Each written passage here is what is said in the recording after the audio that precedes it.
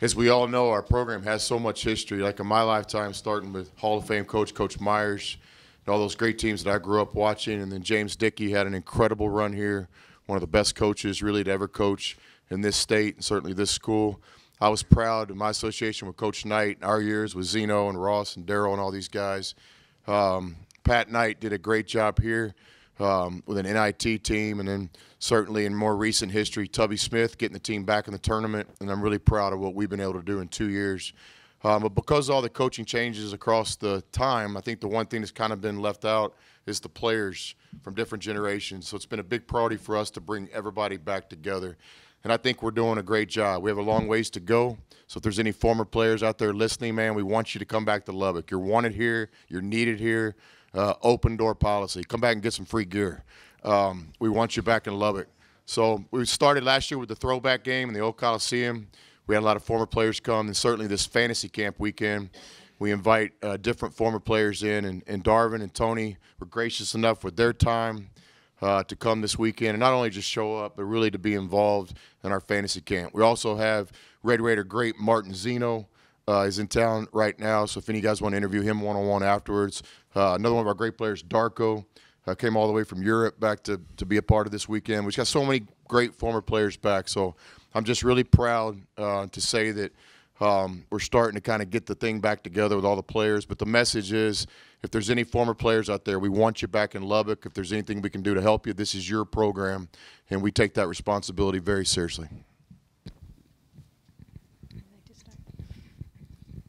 Do I go with Coach or?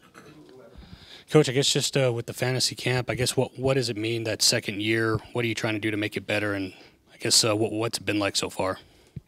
Well, these guys are pumping a lot of money in the Lubbock economy, especially after 10:30 p.m.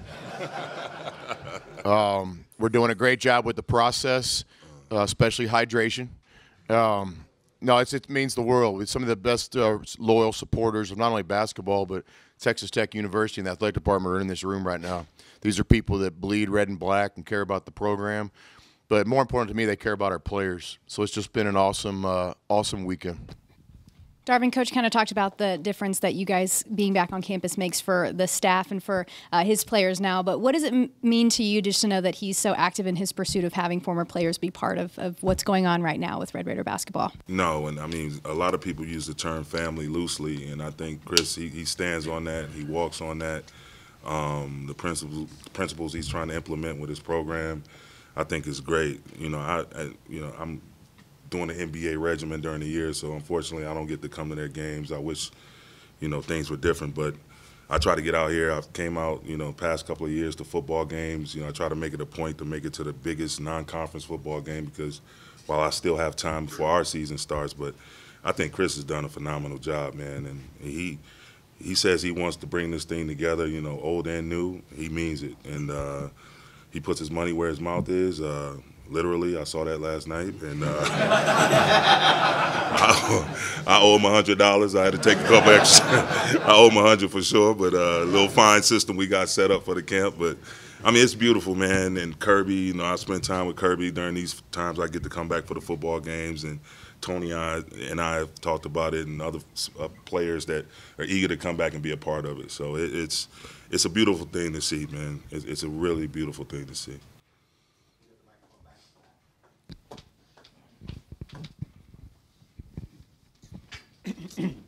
For both Tony and Darvin, what was it like to watch that Elite Eight run from your alma mater last season?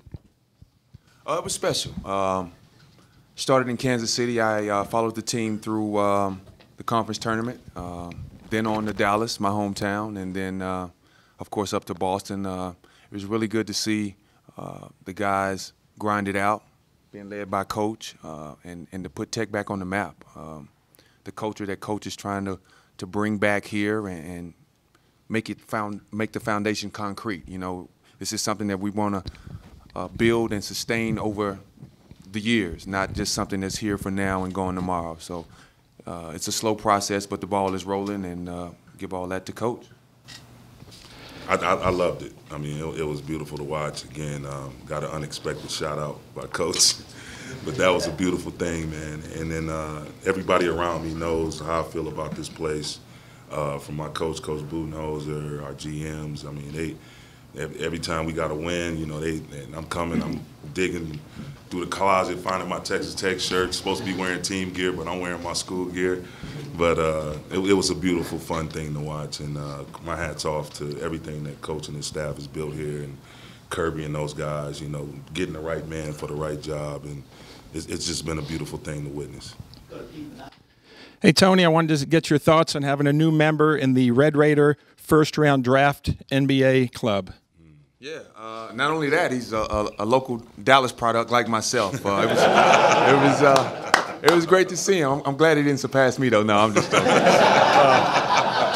I'm just joking there. But it was great to see that. The first one and done. That's huge. That's huge, especially in this day and age of talented young players coming into college. Pretty soon, I mean, I think they'll be able to go straight back from high school straight to the league again. So for him to stop and be a part of last year's run, the best season in Tech history, it was sweet to watch, and great job for him. Congratulations on being a 76er. And Darvin, I wanted to ask you, man, ever since '96, anytime anybody brings your name up, they bring up that slam dunk. I'm sure you've heard it from people in the NBA, kind of puts you on the map. I was at a yard sale today. I said, hey, I'm about to go see Darvin Ham. Oh, the guy who broke – I mean, you're known for that. What did that dunk do for you and your career?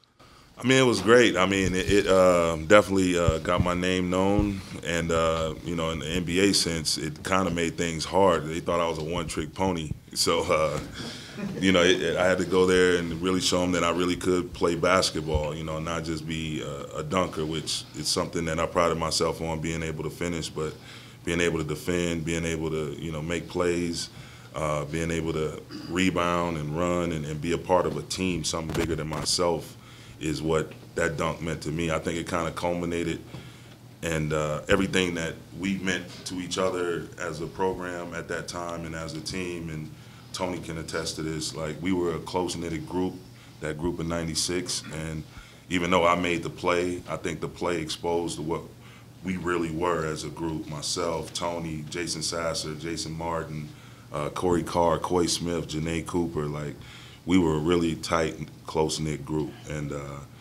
that was just a play. It was like a cherry on top of an ice cream sundae.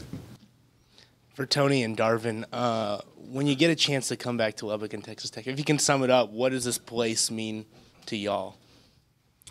When I came back, it had been many years before I came back last November for the Hall of Fame induction. It took me back to cold days here, dust storms, and you know. The recruits might be watching this, man. just a breeze, guys, a breeze. And it always smells pleasant here.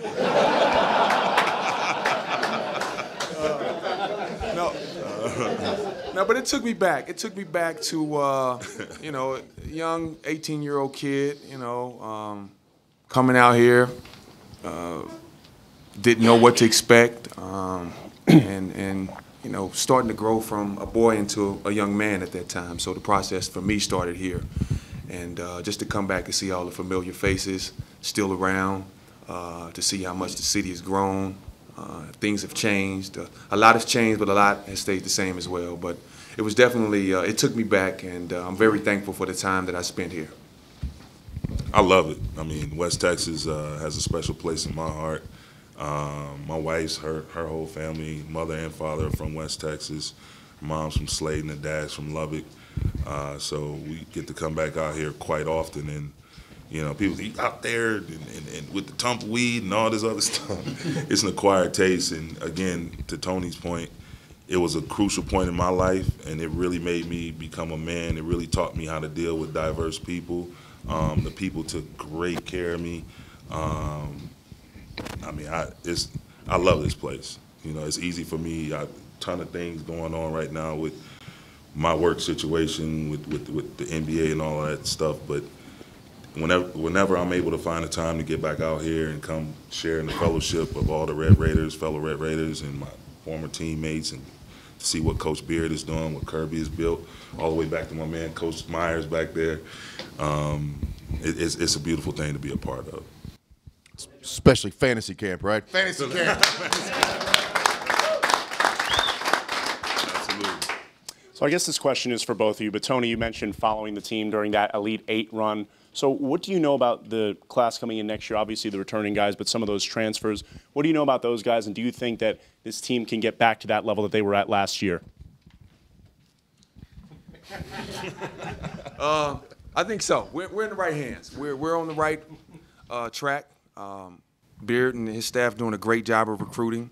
We've got a couple of pieces coming in this year. Who's our shooter? They set you up, don't they? Yeah, I know it. I know it. 2 grad transfers, got to play well for us. Yeah, so it's hard to replace what we lost. You know, we lost the leader in Keenan, and we lost an athletic freak in Zaire. So sometimes that's hard to replace. But I think the guys are up for the challenge. The coaching staff knows what it has to do to bring these guys along. And the guys coming in, that's the way it goes. When you make a run like that, the young kids coming here want to be a part of that. That's the reason they come here. They want to continue to get there. They want to get back into the NCAA tournament. So they understand what the tradition is about and where we're trying to go with this.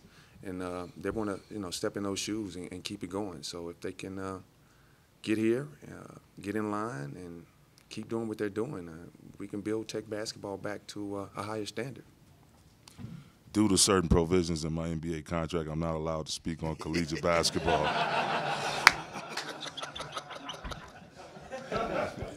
I'm laughing, but I'm dead serious.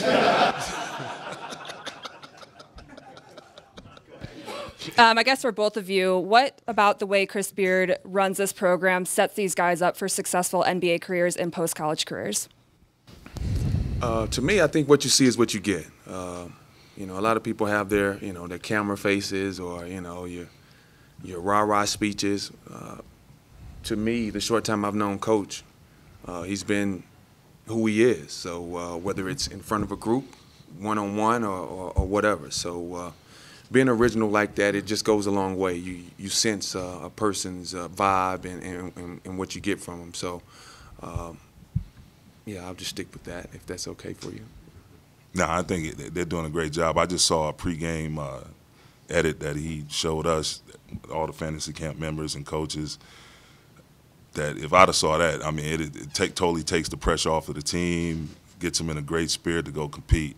So what I saw, what I witnessed him being able to not just, put these guys through a basketball regimen, but actually show them the routine and the regimen that he goes about with his team and his staff on a daily basis. I think these guys are privileged and will be, good for what they witness him doing with his team, and to come to the game and see is one thing, but to be with Coach and to really go through the process of how the team prepares and how they get into a mental zone to go out there and try to play to the best of their capabilities, I think is information is not privy to a lot of people.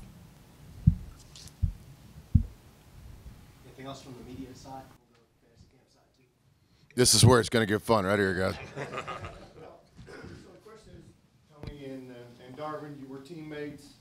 You played on one of the great teams in Texas Tech history, but you had the chance to see this past year's team that got to the Elite Eight. So the question is, how would your team match up and play the team that we saw? I mean, how would they match up to us? We had 4 pros on that team, man. How would they match up to us? Nah. 30-2 is 30-2. 30-2. Nah, you get into that whole debate. It's like the whole Michael Jordan, LeBron debate, man. It's a debate that shouldn't be had. It's good barbershop talk, good barbecue talk, but at the end of the day, we appreciate them and, wholeheartedly in the era they've been able to master and conquer. And hopefully, again, have all the confidence in the world in Coach Beard and his staff that they're going to keep this thing going and getting even better. And hopefully, standing there at the end of the tournament holding that trophy up. But our era was a little something different. But, it's fun. But, I think we could kick their ass personally. To put it mildly. I don't want to sound like the old guy, get off my lawn, trying to compare this generation to past generations, but I agree with Darvin. No, it's a great team, though. It's hard to tell, they were so athletic and well coached, and you just never know. I mean, the It's hard. It's hard to say. It's just hard to say. Both teams had a lot of similarities. As I got to talk to Tony and Darvin a little bit the last couple of days, you know, the Sweet 16 was 96. Yep. In 95, they have a great team, basically a championship team. But because the Southwest Conference didn't get any respect in those days, which it should have, we all know how good it is, Coach Myers especially, they go from being a tournament team that could have made a big-time run to you look up and you're playing the NIT. Now that summer, all the players are back and they're hungry. They're motivated. They're pissed. They're on a mission. And I remember being a fan of that team. So you know when 96 hit, Texas Tech's going to be really good this year. Same thing with us. Our first season here with Keenan and Zach and those guys, and we were good. But we just weren't good enough, and it was a disappointing ending. So the mood here last summer was like, look, we're going to get this done. So both teams had some similarities, went through some adversity, and then had a will to make something happen. That's the challenge for our team this year. You know, it's easy, I think, as a competitor to get motivated after you've been kicked around, but can you handle success? Now you're talking about a whole nother level of being elite. So that's where our program is right now. We're trying to be consistent. We're trying to sustain it. We're trying to validate it. And that's what we're working hard on. Coach, thought I'd ask, how's the ACL doing? This week, later this week. Yeah. I saw Doctor wanted me to have the surgery this weekend, but he obviously doesn't understand that we're doing fantasy camp this weekend. You got the non-conference home schedule release, throwback game once again. Can you talk about that and the festivities we could expect? Yeah, thanks for asking. Just like today, talking about my pride, our program's pride of our former players, trying to get everybody connected, our throwback game. That was originally the original mission for that, is to try to get guys like Darvin and Tony to come back and one more game in the Coliseum that they made famous, and long before them, Coach Myers and his great teams. So obviously the building's still standing, so we'll keep doing this deal until it's not. So we're excited to play another throwback game this year. What's that date, Coach Adams? December 15th, bringing in Abilene Christian. It makes a lot of sense for us because they've got fans in West Texas, so we're looking forward to that for a lot of reasons. And at the top of that list, bringing all our former players back for another event.